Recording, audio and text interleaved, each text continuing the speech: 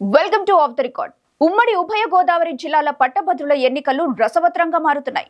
నామినేషన్లు ఉపసంహరణ గడువులు ముగియడంతో బరిలో ఉన్న అభ్యర్థుల్లో కూటమి ప్రోగ్రెసివ్ డెమోక్రటిక్ ఫ్రంట్ మధ్య ప్రధాన పోటీ జరుగుతుందని విశ్లేషకులు చెబుతున్నారు. అయితే ఈసారి పోటీ మాత్రం ఏకపక్షంగా మాత్రం ఉండబోదని వార్తలొస్తున్నాయి. దీని వెనుక ఏం జరుగుతుందో తెలియాలంటే లెట్స్ వాచ్ ది స్టోరీ.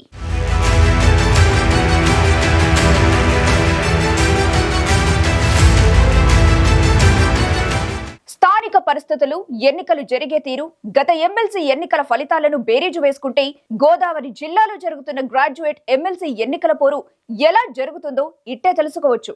రాజకీయాలకు అతీతంగా జరగాల్సిన ఎమ్మెల్సీ ఎన్నికలు ప్రభుత్వానికి ప్రతిష్టాత్మకంగా మారటంతో ఇక్కడ సర్వశక్తులొడ్డుతున్నారని తెలుస్తోంది. కూటమి అభ్యర్థి అంబేద్కర్ కోనసీమ జిల్లా పోలవరం మాజీ జెడ్పీటీసీ సభ్యుడు పేరాబత్తుల రాజశేఖరం నామినేషన్ కార్యక్రమం చూస్తే ఈ ఎన్నికలపై రాజకీయాల ప్రభావం ఏ స్థాయిలో ఉందో అర్థమవుతుంది. ఆయనకు పోటీగా అదే జిల్లాలో కపిలేశ్వరపురం మండలం పడమర కండ్రికకు చెందిన పీడీఎఫ్ అభ్యర్థి దిడ్ల వీరరాఘవులు బరిలోకి దిగారు. 4 దశాబ్దాలుగా ఉపాధ్యాయ వృత్తిలో ఉన్న ఆయనతో పాటు భార్య కూడా ఉపాధ్యాయురాలే. రాష్ట్ర యూటీఎఫ్ కార్యదర్శి, రాష్ట్ర ఆడిట్ కమిటీ కన్వీనర్, జిల్లా కార్యదర్శి, జిల్లా అధ్యక్షుడిగా కూడా పనిచేసిన అనుభవం ఆయనకుంది. దీంతో ఇరు అభ్యర్థుల మధ్య పోటీ రసవత్తరంగా మారిందని చెబుతున్నారు.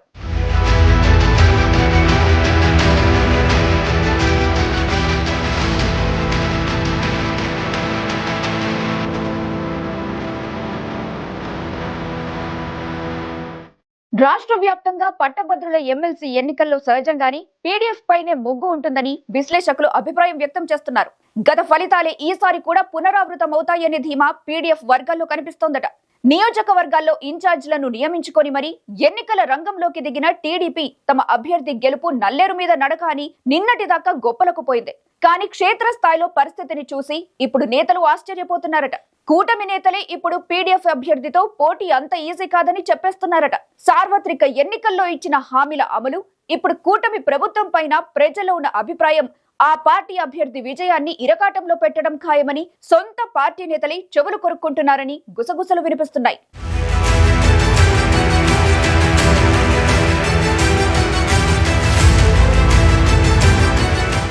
ఈ ఎన్నికల్లో ఉమ్మడి తూర్పు గోదావరి నుంచి పీడీఎఫ్ అభ్యర్థిగా వీరరాఘవులతో పాటు స్వతంత్ర అభ్యర్థులుగా చెట్టిబత్తుల రాజబాబు, జీవి సుందర్, బండారు రామ్మోహన్ రావు, పేపకాయల రాజేంద్ర తమ అదృష్టాన్ని పరీక్షించుకుంటున్నారు.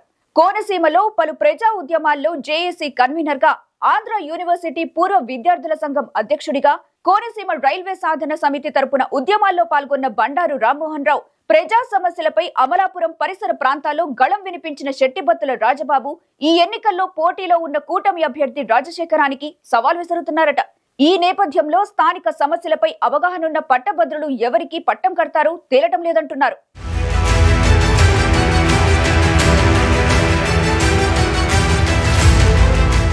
కూటమి అభ్యర్థి విజయానికి అధికార పార్టీ అంగబలం, అద్దబలం తోడవుతాయనే ఆలోచనలు కూటమి నేతలు ఉన్నా బరిలో ఉన్న ప్రత్యర్థులు ఇంకా నెరవేర్చని హామీలు వారిలో గుబులు రేపుతున్నాయంటున్నారు.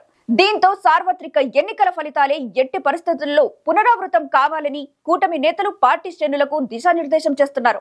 కానీ ఎన్నికల్లో ఇచ్చిన ప్రధాన హామీలు ఫీజు రియంబర్స్మెంట్, తల్లికి వందనం, రైతులకు పెట్టుబడి రాయితీలు వంటి సంక్షేమ పథకాల అమలుపై అవగాహన ఉన్న పట్టభద్రుల ఆలోచన కూడా బేరీజు వేసుకోవాలంటున్నారు.